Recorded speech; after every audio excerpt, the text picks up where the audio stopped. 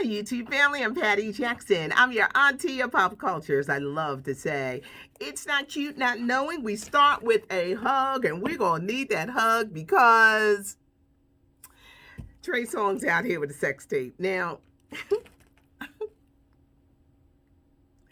I'm looking to see why he's trending because he got in trouble last week, right? Fighting with the police after the Kansas City Chiefs championship game. He is out here with a sex tape. He is acting surprised that someone released it, and he knew that tape was coming out. Everybody's going to look at that singer in a new light. Trey Songz is going to be looked upon in a new light. If you looked at him and said he's just a kid, Trey Songz is growing up. John Legend, our condolences go out to the singer who recently lost his grandmother, Marjorie Maxine Stevens, 91 years old. If you've ever followed John Legend and his cooking shows on YouTube, he would often refer to his grandmother and show her in the videos, and she made this really good fried chicken. She was his first date, the first time he went to the Grammys. We send our condolences out to him. So we're gearing up for the Super Bowl, right? And is it the game for you? Is it the entertainment? Is it the commercials? Or maybe it's the snacks. One of the commercials features John Travolta and his daughter, Ella. They're doing the grease dance for Scott's Miracle Grow. You're going to see commercials with Lenny Kravitz, Dolly Parton, Will Ferrell.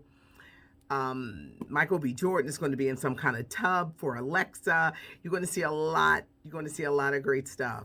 Now, performances include her doing America the Beautiful, Miley Cyrus doing something for TikTok. You've got Amanda Gorman, the 22-year-old who wowed us at the inauguration. She's going to do a brand new poem. The Weeknd, who has spent $7 million of his own money, he's performing for the halftime show. And I don't know why I did not know this. I had no idea that they did not pay performers to perform for the halftime show at the Super Bowl. I was like, really? Apparently, it's a big thing. You want it on your resume, the exposure and all of that. But The Weeknd is spending $7 million of his own money in for what he is calling a cinematic experience, which means a short movie or a very long video. But The Weeknd, and I'm hearing Ariana Grande, will be the special guest. You've got country singer Eric Church. You've got Jasmine Sullivan. They're teaming up to do the national anthem. So there's a lot of entertainment and a lot of things. You got Tom Brady and the Bucks, Patrick Mahomes and the Chiefs. You've got the legend. You've got the future legend. It's a lot going on. But Super Bowl Sunday is this Sunday on CBS. And right after the Super Bowl, Queen Latifah and her brand new show, The Equalizer, which is coming on right after. New trailer came out for Coming to America 2, Eddie Murphy. It looks funny. I can't wait for March 5th. And see, I personally, the picture, is it like 30 or 32 years later? I don't want to talk to nobody if you ain't never seen number one. If you've never seen number one, I'm like, because you're not going to get it. You're not going to understand, or why we, who may have seen it, can recite lines and seen it thousands of times. I just can't have conversation with, I just can't. It's like, please go see number one, because number one was a classic, but new trailer is out. Kenan Thompson, his new show on NBC is February 16th. He's going to be hosting the Nickelodeon's Kids' Choice Awards on March 31st. Now, you're a Kenan fan. There was life before Saturday Night Live. Kenan and Kel, that show All That, the movie Good Burger.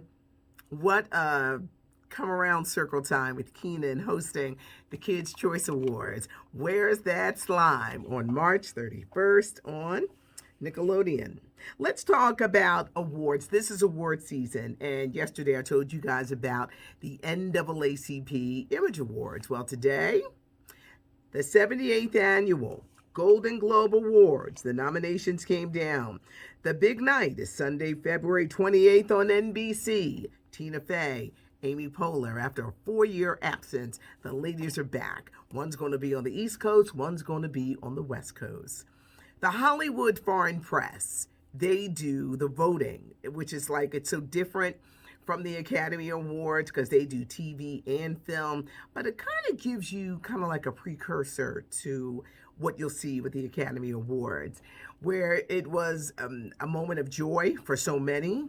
There were some snubs, there were some snubs, there were some snubs. It was real good for Regina King, nominated for directing One Night in Miami. She's coming to Saturday Night Live on February 13th. Daniel Kaluuya for Judas and the Messiah, about the assassination of Chairman Fred Hampton. Leslie Odom Jr. for One Night in Miami. The late Chadwick Boseman for Ma Rainey's Black Bottom. Viola Davis for Ma Rainey's Black Bottom. Singer Andra Day, The United States versus Billie Holiday, the Lee Daniels movie, which starts streaming February 26th on Hulu. Now, this is interesting. I hear it in Andra's Day, and I love her. I love that lady. She looks amazing. Can't wait to see the movie. But how does she get nominated? No one has seen this movie. And the Golden Globes are the 28th. See, no one has seen it. So it's like, there were a lot of snubs. What do I mean by snubs? People who are not even nominated. Nothing for Bridgerton. Nothing. Nothing for Zendaya. Her movie, Malcolm and Marie. It starts streaming on Netflix Friday. Nothing for Spike Lee and Da 5 Bloods. That movie was amazing, about these brothers who go back. They served in Vietnam together. They go back to discover a treasure that they left there. Delroy Lindo. What a performance. What a performance in Delroy Lindo. All that Marvin Gaye music, I enjoyed it. There was nothing for Spike Lee's Da 5 Bloods. And other shows were overlooked, nominated, not even considered. Some shows you're like, never heard of this. Norman Lear, Jane Fonda are going to be the big honorees that night. But the Golden Globe Awards air February 28th. Let's talk Jill Scott in the First Wives Club. The new season is kicking off now on BET Plus. I loved the first season. It's based on the 1996 film First Wives Club with Diane Keaton, Bette Midler, Goldie Hawn. This version with Jill Scott and Ryan Michelle Bath and the Michelle, I believe it's pronounced Buteau. It's good. It airs on BET Plus, and a new season starts tonight. Now, if you've never seen it, BET, the regular cable service, they're showing that first season. So you can kind of like catch up, but it was very good. Also coming to BET Plus, Tyler Perry's Medea's Farewell Play on February 16th. If you haven't seen it, you know, Tyler said, I'm not doing Medea no more. This was really funny with all the characters coming together. I have a question for you. Is there anything funny about the funeral business? We're going to find out, because Buried by the Bernards is a new Netflix show that is streaming about a family. Where are they? They're down in Memphis. And it's a reality show about them and their funeral business, but it's streaming now on Netflix.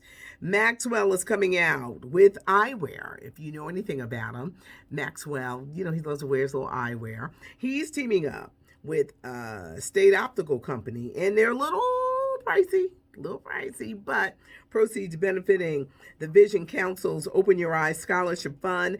They're seen as classic and stylish, but Maxwell is coming out with an eyewear. Beyonce, Ivy Park, Adidas. I love the new campaign with rapper Gucci Mane and Beyonce. The fashions look great. That's going to be going on sale.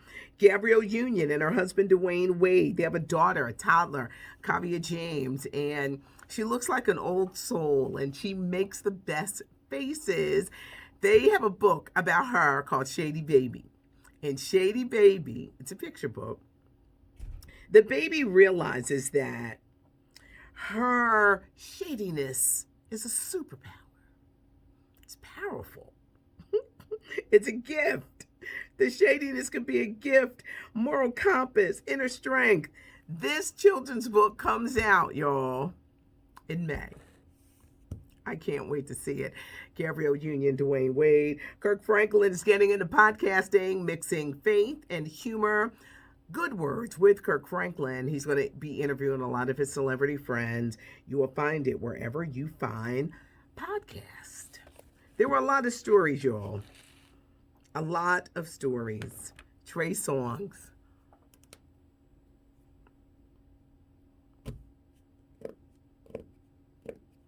Is it a publicity stunt?